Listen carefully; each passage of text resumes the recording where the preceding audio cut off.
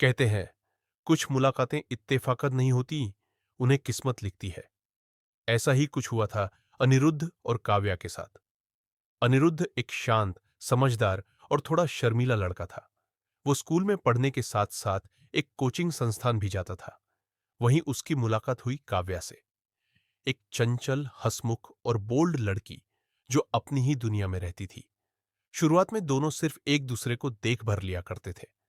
कोई बात नहीं होती, पर निगाहें हर रोज टकरा जाती।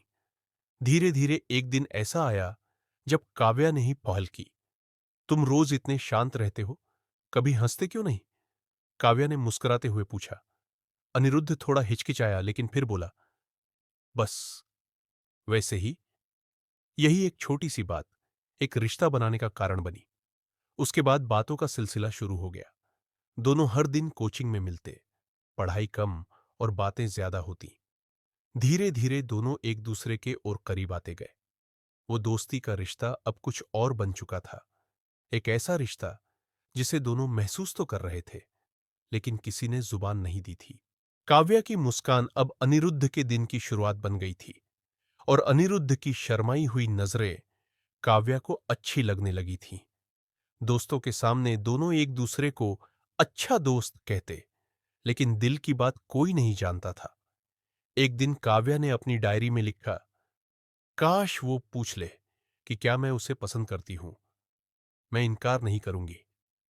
लेकिन शायद अनिरुद्ध को कभी हिम्मत नहीं हुई।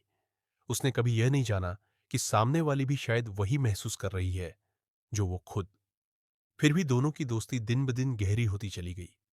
घंटों बातें, हंसी मजाक और छोटे छोटे झगड़े, सब कुछ फिल्मी सा लगता था। एक दिन कोचिंग में बिजली चली गई। अंधेरे में सब एक दूसरे से सटे बैठे थे। तभी अनिरुद्ध का हाथ काव्या के हाथ से छू गया। दोनों चौंके, पर हाथ नहीं हटाया। उस छुअन में एक अपनापन था, एक सुकून जो दोनों ने पहली बार महसूस किया।